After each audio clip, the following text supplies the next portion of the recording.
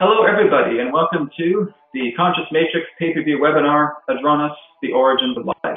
The universe, as you understand it, has always been. Everything that you would understand, the universe itself, has always been that of what you would know as an absolute complex. The idea of the invention contained within this hologram would only be factored relating to the idea of what you would refer to as time, space, matter, energy together. That the universe itself simply represented the idea that through the genesis of its creation began the understanding of light, to where light and colorization began the frequency domains pertaining to holographics, that began the splitting of the consciousness between that of what you would know as the traditional masculine and traditional feminine energies. And that through this particular splitting altogether emerged the idea of separation. The separation of that which is the purity of light, the purity of love, and the purity of oneness. The idea in regards to many of the different forms of angelic realms were again instruments of invention pertaining to beings that would house and govern certain forms of expressions deemed appropriate in regards to other subdomains representing that of reality constants, representing that of dynamics that were to serve under the idea of the jurisdiction pertaining to angelic realms. They would be very similar to what you would know as the universal moderators of creation. They would help to put things together. They would be the frequency generators to help initialize and connect all forms of life together. Moving below the idea of the angelic realms would be that of what you would know as the mental realms, which you would often refer to as, shall we say, sentient programs. Sentient programs contained within the mental realms of beings that created the idea of immaterial, that function together in the database storage of all that is, that the mind itself simply represents that, the storage database pertaining to all expression, all experience. You can often refer to this in certain ways as your own akasha, the imprint contained within energy that allowed expression to be formed. This would represent the idea of the mental realm. The realms of light, which represent again the idea of purity that would therefore be compressed and therefore be confined to the idea of physical material as it began to serve under itself, relating to causal, relating to astral, and relating to physicalized reality. And so again, imagining the idea of the purity of light, completely condensed to the point to where form itself has been magnetized in between the mental realms, in between the causal realms, to create the idea very commonly as what you would know as your physical and astral and ethereal consciousnesses. All worlds begin astrally and then are able to therefore be condensed into different vibrational levels to have a cooling off period, to where you would understand that they may appear nothing more than molten rock. Well, this is basically the idea. However, the genesis in regards to their inception is just about to be brought forward underway. And this would represent very similar to, again, other particular codes that may represent your own, shall we say, comets, that may represent your own asteroids, that may represent your own meteors, etc. Other particular forms of celestial activity that have been specifically coded to simply impact themselves upon the world.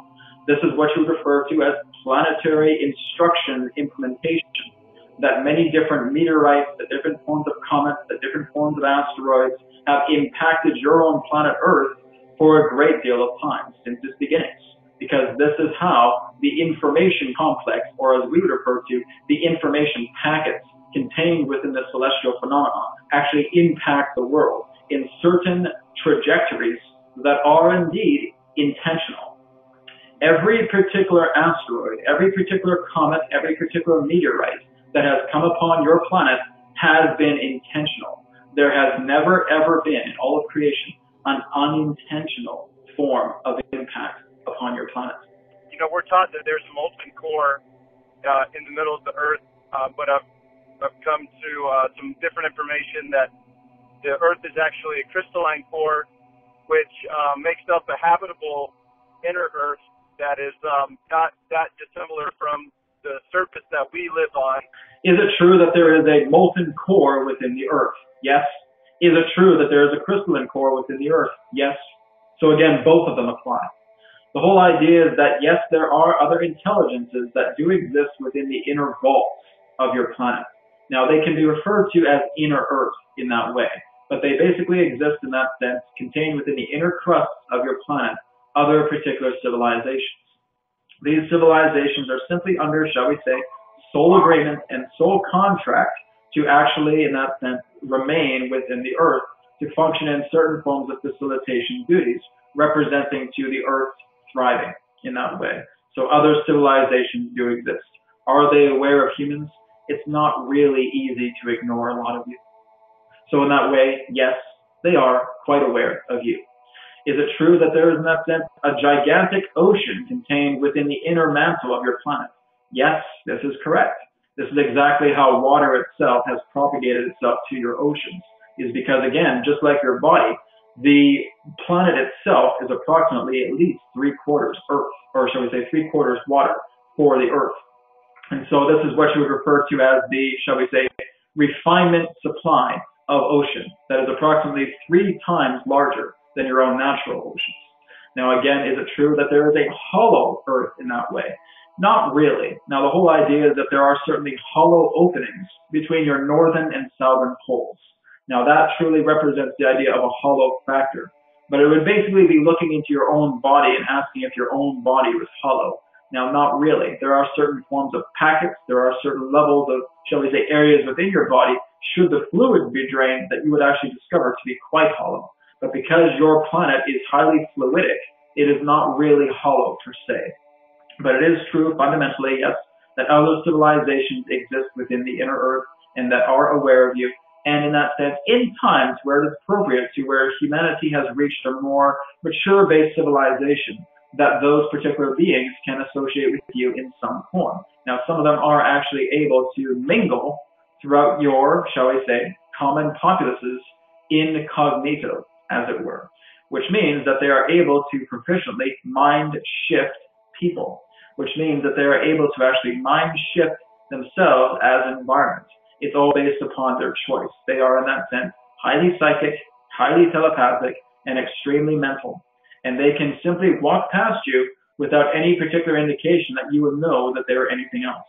This has been happening for your planet, shall we say, for centuries and for millennia.